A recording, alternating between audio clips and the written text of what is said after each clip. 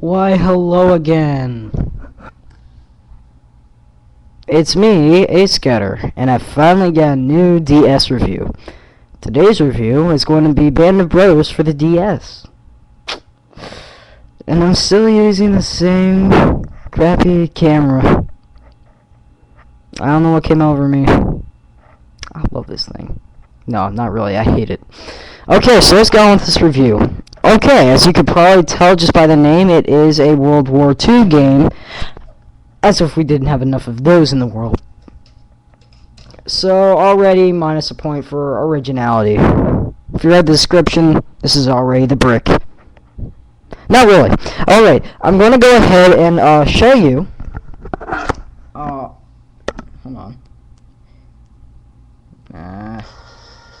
Alright, so it took me a while to beat the whole game. It took me about a week actually to beat this whole game. So that's pretty good. And I played it avidly. What's really cool about this game is that it takes place over 3 campaigns. The Tunis, the Normandy. It takes place over the Tunis, the Normandy, and the Ardennes. And if you rather call it the Battle of the Bulge, it's fine. See? The game is also divided up into 3 difficulty modes, which unlock each other after you beat X amount of levels. And each stage has many stages. Well, except for the Ardennes. The Ardennes only has 3, but that's the last one. By then, you are pretty much done. Alright. I'm gonna go ahead and give you a game view. Ta-da! It's a new way I'm doing things. Look at that.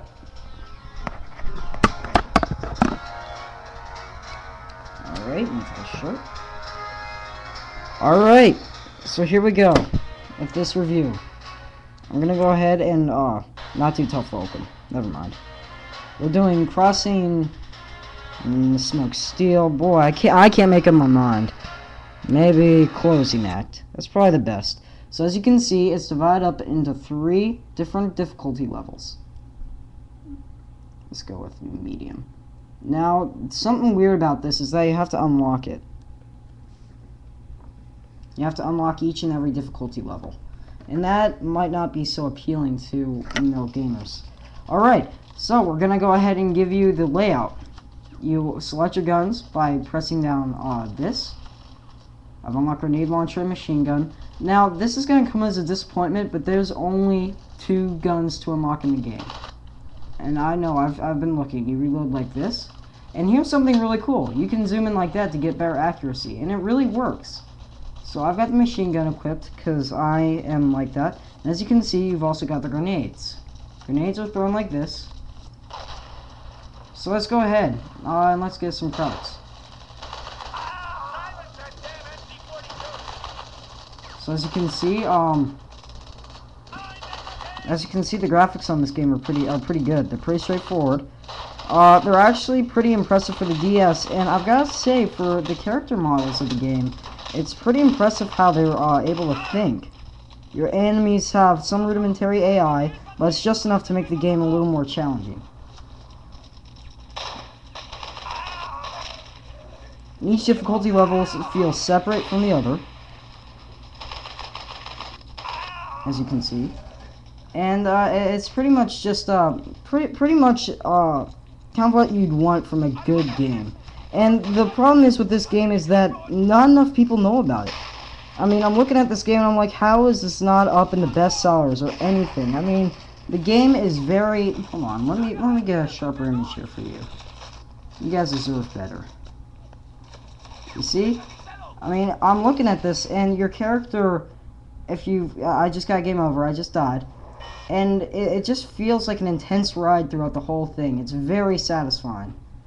Problem with the low selection of weapons isn't a big a deal because most of the time you're not going to give a crap. All the weapons also feel different, and the grenade system works surprisingly well. I mean, this is a good game, and the controls are very solid. You see what I'm doing? You can go up and you can even jump into freaking tanks. I mean, seriously, it's like, if you've ever played Grand Theft Auto, it's like that thing where you jump into a car, and it's like that where you jump into a car, throw the guy out. Well, it's that, except you jump into the tank, lob a grenade in there, and laugh as no one knows what to do, and the grenade blows up the crew inside. I mean, there are many tank battles. You can even take the viewpoint of a tank. So let's go on down here. See what there is to see. Impressive. Now, as another thing you'll notice is you're able to take cover. And this is such a cool feature of this game. I mean, look at this. The guy goes up there, he looks over his shoulder, and when you're near enough where you can swing over your shoulder, or you can look over your shoulder outside, it'll actually zoom in for you and everything. I mean, this is great. This is one of the best games probably out there for the DS, along with Call of Duty 4. Look at this. Oh, I just died. Boo. So, you guys want to see a tank battle? I want to see a tank battle. Yeah, I want to see a tank battle. That wasn't such an extreme, wasn't so intense. But let's go ahead and quit this mission. It does have left-handed mode for you left-handed people. So it's pretty much straight up. Let's do this. Solo campaign. It does have multiplayer. I'll say this right now. It does have multiplayer, but it's not single card play. It is multi-card play, and that is the biggest disappointment of this whole game.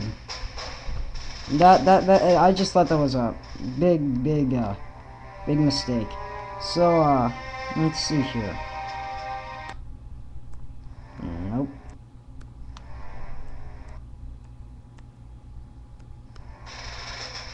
Anyway, you guys, I'm sure you guys get the idea. I'm just trying to find the, ooh.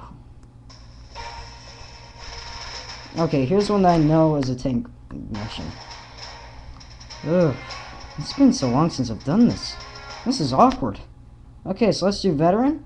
And you can unlock another tank, a tank destroyer, but you won't notice a significant difference. Tank controls are surprisingly easy as well. You have your choice of here. You see? There you are. And also actions are done here, whether it be planting TNT, lobbing grenades into enemy tanks, or fisticuffing an enemy to death. This button over here does everything, and that can be annoying at times because sometimes you just want to zoom in, and it won't. Yeah, there you go. There he goes into the tank. Let's go. Follow me. And I can blow up buildings. It's fun to blow up buildings.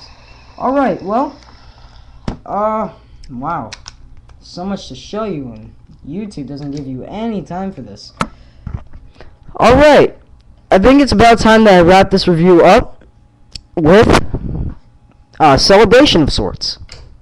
I have for us today a replica of one of the guns used back then. It's an airsoft gun, orange tip. And look at this. This thing is crazy. I could be a World War II soldier and stick it to the Nazis. This is the case, in case you guys got so excited from this review. I mean, this is a great game. It's fun, it's intense, it's got everything you want in a good DS game that so many games don't have. Problems: lack of single card multiplayer, and little weapons. You get, this is the total. You get a bazooka, sniper rifle, grenade launcher, you get a machine gun, and you get a Tommy gun. And the grenades, if you count those as well. And only two of those are unlockable, the machine gun and the grenade launcher. Also, sometimes slow enemy AI, but you won't be knowing that because usually bullets will be raining down upon you. I'm going to go ahead and give this game a 9 out of 10, and that is a great review for this game. Here is the case one more time. Brothers in Arms DS, 9 out of 10.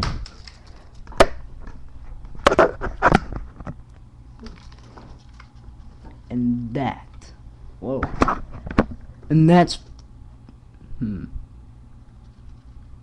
see you soon.